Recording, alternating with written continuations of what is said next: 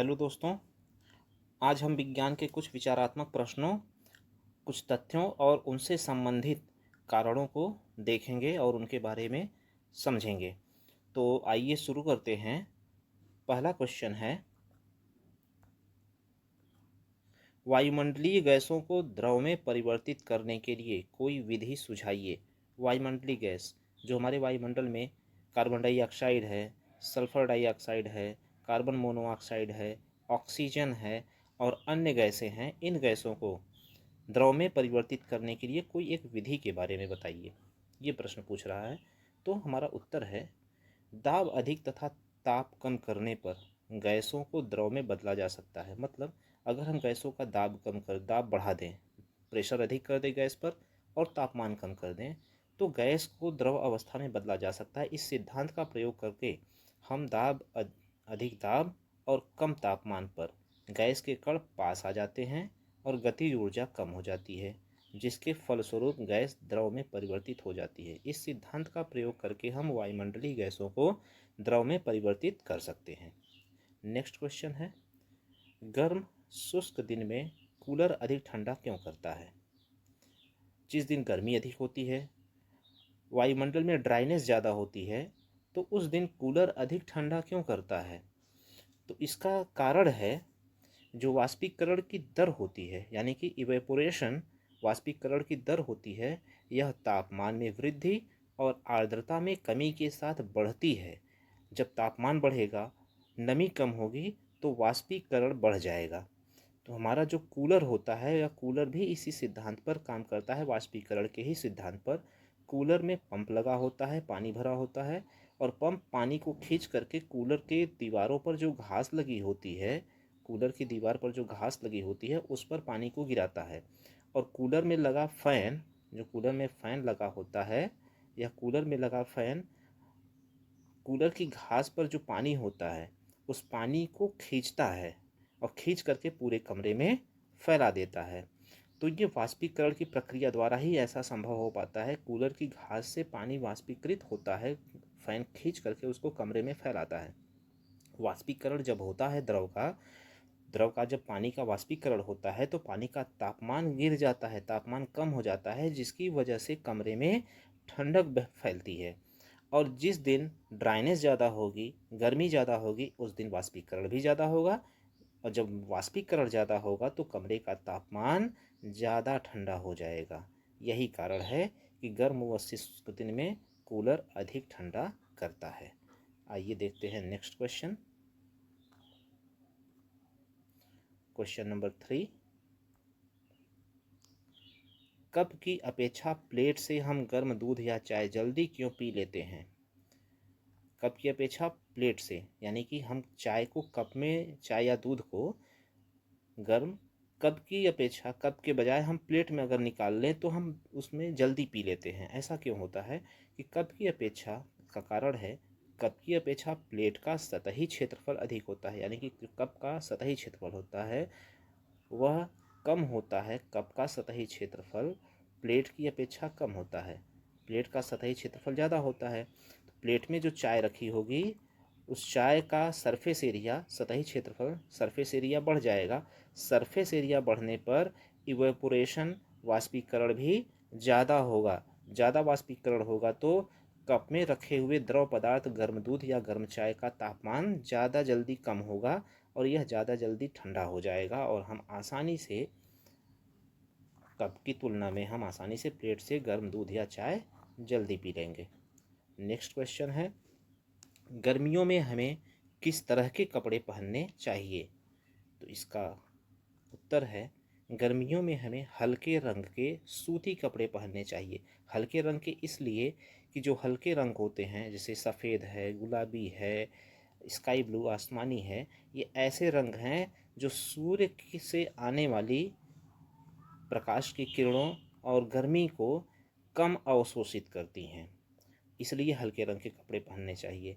क्योंकि सूती कपड़े, और सूती कपड़े जो होते हैं वो जल का अवशोषण अधिक होता है। सूती कपड़ों में जल का अवशोषण अधिक होता है। हमारे शरीर से जो पसीना निकलता है, सूती कपड़े पसीने को ज़्यादा सोखते हैं और पसीने को सोख करके ये वाष्पीकरण की प्रक्रिया द्वारा हमारे शरीर के त्वचा को, जो हमारे शरीर की त्वचा होती है, जब सूती कपड़े से वाष्पीकरण ज़्यादा होगा तो हमारी त्वचा को ठंडक ज़्यादा लगती है, ठंडक ज़्यादा महसूस होती है, जिसके कारण सूती कपड़े हमें आराम महसूस देते हैं, आराम महसूस कराते हैं गर्मी में भी।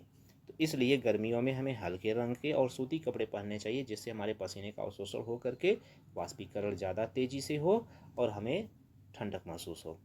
तो आइए नेक्स्ट क्वेश्चन पर चलते हैं। नेक्स्ट क्वेश्चन क्या है? गर्मियों में घड़े का जल ठंडा क्यों होता है? क्वेश्चन नंबर 5, गर्मियों में घड़े का जल ठंडा क्यों होता है? तो हमने इसका कारण क्या है? घड़े की सतह पर छोटे छोटे छिद्र होते हैं। घड़ा मिट्टी का बना होता है, कुम्हार मिट्टी को पका करके घड़ा बनाता है, और जो घड़े की सतह होती है उस पर छोटे छोटे छिद्र बने होते हैं। घड़े में जब पानी भरा जाएगा तो इन छिद्रों से पानी का वाष्पीकरण होता है। वाष्पीकरण होने के कारण घड़े का सतह ठंडा होता है। घड़े का सतह ठंडा होगा तो अंदर रखा द्रव यानी पानी भी ठंडा हो जाता है। यही कारण है कि घड़े में रखा पानी गर्मियों में ठंडा होता है। जितना ज़्यादा वाष्पीकरण होगा, जितने ज़्यादा छिद्र होंगे उतने ज़्यादा वाष्पीकरण होगा, और उतने ही जल्दी हमारा पानी भी गर्मियों में ठंडा हो जाता है। क्वेश्चन नंबर 6, एसीटोन या पेट्रोल या इत्र डालने पर हमारी हथेली ठंडी क्यों हो जाती है? क्वेश्चन ये पूछ रहा है कि अगर हम अपनी हथेली पर एसीटोन लें, पेट्रोल लें या इत्र ले लें तो हमारी हथेली ठंडी महसूस होती है, हथेली पर ठंडक महसूस होती है। ऐसा क्यों होता है? एसीटोन, पेट्रोल या इत्र जब हथेली पर हम लेते हैं तो इनका क्षेत्रफल बढ़ जाता है। हथेली पर लेने पर एसीटोन, पेट्रोल या इत्र को हथेली पर लेने पर इनका क्षेत्रफल, सरफेस एरिया बढ़ जाता है। सरफेस एरिया बढ़ने की वजह से इनका इवेपोरेशन, वाष्पीकरण तेज़ी से होना शुरू होता है, और वाष्पीकरण के लिए जो आवश्यक ऊष्मा होती है वह ऊष्मा हथेली से अवशोषित करते हैं। हथेली से अवशोषित करते हैं, वो ऊष्मा गुप्त ऊष्मा के रूप में इनमें संचित हो जाती है एसीटोन, पेट्रोल या इत्र में, और वाष्पीकरण प्रारंभ हो जाता है, जिसकी वजह से हमारी हथेली से जब ऊष्मा निकल जाती है तो हमें उतने क्षेत्रफल पर, जितने क्षेत्रफल पर एसीटोन, पेट्रोल या इत्र रखा है, उतने क्षेत्रफल पर हमें हथेली ठंडी महसूस होती है।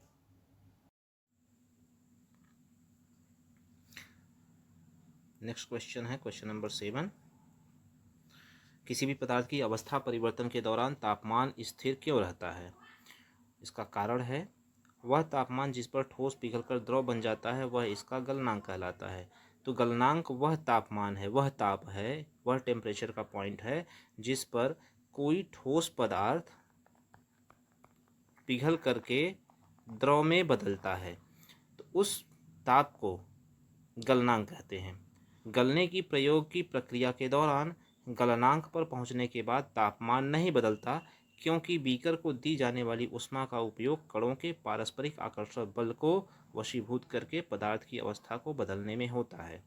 मतलब कि ठोस पदार्थ को जब ऊष्मा दी जाती है तो एक ऐसा बिंदु होता है तापमान का, जिस बिंदु पर पहुंचने के बाद उस ठोस पदार्थ की ऊष्मा नहीं बढ़ती है, उस ठोस पदार्थ का तापमान नहीं बढ़ता है। हम कितना भी तापमान बढ़ाते जाएं, ठीक है, बाहर से हम कितना भी तापमान दें तो ठोस पदार्थ का तापमान नहीं बढ़ेगा उस बिंदु पर पहुंचने के बाद।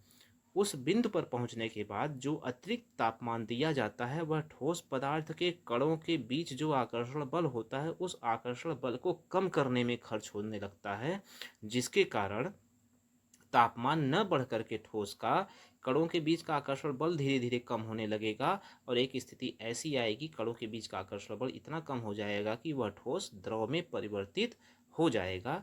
तो ये जो अतिरिक्त ऊष्मा दी जा रही है ठोस पदार्थ को द्रव में परिवर्तित करने में जो खर्च हो रही है, इसी ऊष्मा को गुप्त ऊष्मा कहते हैं। यही कारण है कि पदार्थ की अवस्था परिवर्तन में तापमान स्थिर रहता है। आइए चलते हैं नेक्स्ट क्वेश्चन की तरफ। हमारा नेक्स्ट क्वेश्चन है क्वेश्चन नंबर 8, कारण बताइए। फर्स्ट, गैस पूरी तरह उस बर्तन को भर देती है जिसमें इसे रखते हैं। इसका क्या कारण है कि अगर हम गैस को किसी बर्तन में भरें तो उस बर्तन को ही पूरा भर देती है। इसका कारण है गैस के कणों के बीच नगण्य या आकर्षण बल होता है तथा गतिज ऊर्जा अधिक होती है, जिसके कारण गैस के कण उस बर्तन का अधिक से अधिक स्थान घेरते हैं जिसमें वे रख सकते हैं। तो हम जानते हैं कि जो गैस के कण होते हैं उनके बीच आकर्षण बल बहुत कम होता है और गैस के कणों के बीच की गतिज ऊर्जा ठीक बहुत अधिक होती है, जिसके कारण गैस के कण पूरे बर्तन में समान रूप से फैल जाते हैं और पूरे बर्तन के आकार को घेर लेते हैं। ठीक है। नेक्स्ट पॉइंट है गैस बर्तन की दीवारों पर दबाव डालती है। तो सेम कारण है गैसीय अवस्था में कणों की गति तेज तथा अनिश्चित होती है। जो गैसीय अवस्था होते हैं इस गैसीय अवस्था में कणों की गतिज ऊर्जा बहुत होती है और उनकी गति बहुत तेज होती है। इसी अनिश्चितता के कारण कण आपस में तथा बर्तन की दीवारों से निरंतर टकराते रहते हैं और दबाव डालते हैं। क्लियर। नेक्स्ट पॉइंट है लकड़ी की मेज ठोस कहलाती है। लकड़ी की मेज को हम ठोस क्यों कहते हैं, इसका क्या कारण है। लकड़ी के कणों के बीच जो आकर्षण बल होता है वह बहुत ज़्यादा होता है और इनके कणों के बीच रिक्त स्थान बहुत कम होता है, नगण्य होता है। इसीलिए लकड़ी की मेज का आकार निश्चित होता है और आयतन भी निश्चित होता है, जिसके कारण हम लकड़ी की मेज को ठोस कहते हैं। नेक्स्ट पॉइंट हवा में हम आसानी से अपना हाथ चला सकते हैं, लेकिन एक ठोस लकड़ी के टुकड़े में हाथ चलाने के लिए हमें कराटे में दक्ष होना पड़ेगा। तो अगर इसका कारण देखें क्या है, तो हवा जो होती है वह एक गैस है और हम जानते हैं गैस के कणों के बीच नगण्य आकर्षण बल होता है, जिसके कारण गैस के कण बहुत दूर दूर होते हैं। अतः गैस में हम अपने हाथ को हवा में आसानी से चला सकते हैं, जबकि ठोस लकड़ी जो है वह ठोस है और ठोस के कण आपस में इतने मजबूती से बंधे होते हैं कि इनके बीच में कोई रिक्त स्थान नहीं होता, जिसकी वजह से हम ठोस या लकड़ी में अपने हाथ नहीं चला सकते। नेक्स्ट क्वेश्चन निम्नलिखित तापमानों पर जल की भौतिक अवस्था क्या है। 25 डिग्री सेंटीग्रेड पर जल किस अवस्था में होगा, 0 डिग्री सेंटीग्रेड पर जल किस अवस्था में होगा और 100 डिग्री सेंटीग्रेड पर जल किस अवस्था में होगा। तो आइए देखते हैं इसकी क्या व्याख्या है। 0 डिग्री सेंटीग्रेड पर तापमान पर 0 डिग्री सेंटीग्रेड तापमान पर जल द्रव से ठोस में परिवर्तित होता है। यानी कि 0 डिग्री सेंटीग्रेड एक ऐसा तापमान है जिस पर जल जो है वह द्रव अवस्था से ठोस अवस्था यानी बर्फ में परिवर्तित होता है 0 डिग्री सेंटीग्रेड तापमान पर, जबकि 100 डिग्री सेंटीग्रेड तापमान पर जल द्रव अवस्था से गैस अवस्था में परिवर्तित होता है। इसलिए 0 डिग्री सेंटीग्रेड से 100 डिग्री सेंटीग्रेड के बीच का जो तापमान होगा इसमें जल द्रव अवस्था में ही रहेगा। जब तापमान 0 से नीचे जाएगा, 0 डिग्री सेंटीग्रेड से नीचे तापमान जाएगा, तब द्रव ठोस में बदल जाएगा और जब तापमान 100 डिग्री सेंटीग्रेड से ऊपर जाएगा तब द्रव गैस में बदल जाएगा। तो इसलिए 25 डिग्री सेंटीग्रेड तापमान पर जल जो है वह द्रवावस्था में रहेगा, 0 डिग्री सेंटीग्रेड तापमान पर द्रव अवस्था से ठोस अवस्था में परिवर्तित होने वाले बिंदु पर रहेगा। नेक्स्ट 100 डिग्री सेंटीग्रेड तापमान पर द्रव अवस्था से गैस अवस्था में परिवर्तित होने वाले बिंदु पर रहेगा। आइए देखते हैं नेक्स्ट क्वेश्चन। नेक्स्ट क्वेश्चन है निम्नलिखित पदार्थों को उनके कणों के बीच बढ़ते हुए आकर्षण बल के अनुसार व्यवस्थित करें। अब हमारे पास 3 पदार्थ हैं, जल, चीनी और ऑक्सीजन। इनको इनके कणों के बीच के बढ़ते हुए आकर्षण बल के अनुसार व्यवस्थित करना है। ठीक है। तो इसके लिए पहले हमें इनको वर्गीकृत करना पड़ेगा ठोस, द्रव और गैस में। तो हम जानते हैं ऑक्सीजन गैस है, चीनी ठोस है और जल द्रव है। परिभाषा से हम जानते हैं कि सबसे अधिक आकर्षण बल ठोस में लगता है, ठोस से कम आकर्षण बल कणों के बीच द्रव में होता है और सबसे कम आकर्षण बल गैस में होता है। जब हम आकर्षण बल को बढ़ते हुए क्रम में व्यवस्थित करेंगे तो सबसे पहले आएगा कम आकर्षण बल वाला यानी कि गैस, फिर इसके बाद गैस से ज़्यादा आकर्षण बल द्रव में होता है और सबसे ज़्यादा आकर्षण बल ठोस में होता है। तो इस तरह से हम व्यवस्थित कर सकते हैं ऑक्सीजन, ऑक्सीजन से ज़्यादा आकर्षण बल जल में, जल से ज़्यादा आकर्षण बल चीनी में। तो बढ़ते हुए आकर्षण बल का क्रम इस प्रकार बन जाएगा। तो नेक्स्ट क्वेश्चन की तरफ चलते हैं। क्वेश्चन नंबर 11, निम्नलिखित अवलोकन हेतु कारण लिखें। आइए देखते हैं, कारण समझते हैं। नेफ्थलीन को रखा रहने देने पर यह समय के साथ कुछ भी ठोस पदार्थ छोड़े बिना अदृश्य हो जाती है। इसका क्या कारण है, देखते हैं। नेफ्थलीन ऊर्ध्वपातन की प्रक्रिया के फलस्वरूप ठोस अवस्था से सीधे गैस में बदल जाती है। तो ऊर्ध्वपातन एक ऐसी प्रक्रिया है जिसमें कोई भी ठोस पदार्थ बिना द्रव में परिवर्तित हुए सीधे गैस में बदल जाता है, जिस कारण यह समय के साथ कुछ भी ठोस पदार्थ छोड़े बिना अदृश्य हो जाती है। तो जो नेफ्थलीन है वह ऊर्ध्वपातन की प्रक्रिया का पालन करता है और सीधे ठोस अवस्था से गैस में बदल जाता है, और इस प्रक्रिया में कोई भी ठोस पदार्थ पीछे नहीं छूटता है और वह अदृश्य हो जाता है। नेक्स्ट है, हमें इत्र की गंध बहुत दूर बैठे हुए भी पहुंच जाती है। इत्र जो है हमारा, वह इत्र जो है वह द्रव अवस्था में अधिक दाब और तापमान कम करके बोतलों में या शीशियों में भरा जाता है, और जैसे ही हम इत्र के ढक्कन को खोलते हैं तो इत्र हमारा वाष्पीकृत होकर के गैस में परिवर्तित होकर के वातावरण में फैलने लगता है। और हम जानते हैं कि जब इत्र गैस में परिवर्तित होता है तो गैस के कण वायुमंडल में, वातावरण में बहुत दूर दूर तक फैल जाते हैं और वायु के कणों के साथ दूर तक यात्रा करते हैं, जिसके कारण हमें इत्र की गंध दूर बैठे हुए भी हमारे पास तक पहुंच जाती है। नेक्स्ट क्वेश्चन है,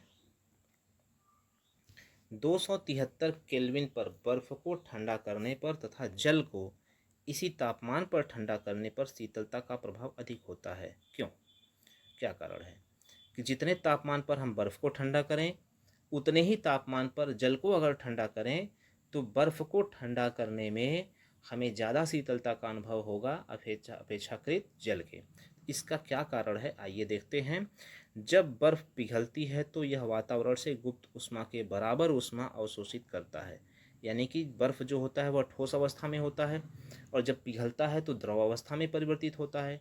द्रव अवस्था में परिवर्तित होने के लिए उसे अतिरिक्त ऊष्मा की जरूरत होती है और यह अतिरिक्त ऊष्मा गुप्त ऊष्मा के रूप में यह वातावरण से ही लेता है। आसपास के वातावरण से, जो बर्फ की सिल्ली रखी गई है उसके आसपास के वातावरण से ही गुप्त ऊष्मा लेगा, तो जिसके फलस्वरूप बर्फ को ठंडा होने पर अधिक शीतलता का अनुभव होता है। जो आसपास का वायुमंडल वातावरण है वह अधिक ठंडा हो जाएगा क्योंकि वातावरण से ही गुप्त ऊष्मा अवशोषित करके बर्फ जो है पिघल रहा है। जब बर्फ आसपास के वातावरण से ऊष्मा का अवशोषण करके पिघल रहा है तो आसपास का वातावरण अधिक ठंडा हो जाएगा। जबकि अगर हम जल को ठंडा करें तो शीतलता का अनुभव नहीं होता क्योंकि यह वातावरण से ऊष्मा अवशोषित ही नहीं करती है, वह खुद ही द्रव अवस्था में है, अवस्था परिवर्तन होता ही नहीं है द्रव का ठंडा करने पर 273 डिग्री केल्विन पर। तो जब इसमें अवस्था परिवर्तन ही नहीं हो रहा है तो ये गुप्त ऊष्मा के रूप में वातावरण से कोई भी ऊष्मा नहीं लेती है, जिसके कारण द्रव के आसपास के वातावरण या द्रव में हमें उतना ठंडक महसूस नहीं होती है जितना बर्फ में होता है। नेक्स्ट क्वेश्चन है, उबलते हुए जल अथवा भाप में से जलने की तीव्रता किस में अधिक महसूस होती है? यानी कि अगर आप उबलते हुए जल में अपनी उंगली डालें या भाप में, तो किस में जलने की तीव्रता अधिक महसूस होगी? भाप में अधिक जलन महसूस होगी या उबलते हुए जल में? तो आइए देखते हैं किस में अधिक जलन महसूस होगी। भाप से जलने की तीव्रता अधिक महसूस होती है क्योंकि भाप के कणों से अधिक मात्रा में गुप्त ऊष्मा निकलती है। यह ऊष्मा भाप के कणों को वाष्पीकरण की गुप्त ऊष्मा के रूप में, अतिरिक्त ऊष्मा के रूप में अवशोषित होती है। तो हमें भाप में ज़्यादा जलन महसूस होगी। क्यों? क्योंकि जो भाप होता है यह द्रव अवस्था से गैस अवस्था में परिवर्तन होने के बाद आता है। भाप जो है हमारे गैस अवस्था में होता है, द्रव से ही गैस अवस्था में परिवर्तित होगा। ठीक, उबलता हुआ जल जो होगा वो द्रव अवस्था में है। उबलते हुए द्रव का जो तापमान होगा और भाप का जो तापमान होगा वो ज़्यादा होगा। क्यों? क्योंकि भाप में बदलने के लिए कुछ अतिरिक्त ऊष्मा उबलते हुए द्रव को दी जा रही है। उबलते हुए द्रव को कुछ अतिरिक्त ऊष्मा दी जा रही है, तभी वह भाप में बदल रहा है। वही अतिरिक्त ऊष्मा जब हम भाप से जलते हैं, वही अतिरिक्त ऊष्मा जब हम अपने त्वचा से छू लेते हैं तो उसी अतिरिक्त ऊष्मा के कारण हमें भाप से जलन अधिक महसूस होती है। ठीक है, आइए देखते हैं नेक्स्ट क्वेश्चन को। क्वेश्चन नंबर 14, पुष्टि हेतु कारण दें। कारण बताना है। जल कमरे के ताप पर द्रव है। क्या कारण है कि जो जल होता है वह कमरे के तापमान पर द्रव है? तो हम जानते हैं कि जल कमरे के ताप पर द्रव है क्योंकि इसमें बहाव होता है और यह उसी बर्तन का आकार ले लेता है जिसमें इसको रखा जाता है। कमरे के तापमान पर अगर हम द्रव को किसी बर्तन में रखें तो उसी बर्तन का आकार ले लेगा जिसमें इसको रखेंगे, और द्रव को अगर हम गिरा दें तो इसमें बहाव का गुण भी हम देख सकते हैं। तो इसलिए कमरे के तापमान पर जल जो होता है वह द्रव रूप में होता है। नेक्स्ट है, लोहे की अलमारी कमरे के ताप पर ठोस है। ऐसा क्यों? तो लोहे की अलमारी अगर कमरे के ताप पर ठोस है, ऐसा इसलिए है क्योंकि इसका आकार और आयतन दोनों निश्चित होता है और यह दृढ़ होती है। इसका घनत्व तो बहुत अधिक होता है। तो लोहे की अलमारी कमरे के तापमान पर हमें ठोस दिखती है क्योंकि इसका आयतन आकार निश्चित होता है और यह दृढ़ होती है। ठीक, इसका घनत्व भी बहुत अधिक होता है। तो इस तरह से हमने कुछ ऐसे क्वेश्चंस देखे जो हमारे दैनिक जीवन से जुड़े हुए हैं और उनकी व्याख्या विज्ञान ने किस प्रकार की है, उन समस्यात्मक प्रश्नों की व्याख्या विज्ञान ने जिस प्रकार की है हमने उनको देखा और समझा। तो आज की क्लास के लिए बस इतना ही। अगली क्लास में फिर मिलेंगे एक नए प्रश्नों के सेट के साथ। धन्यवाद।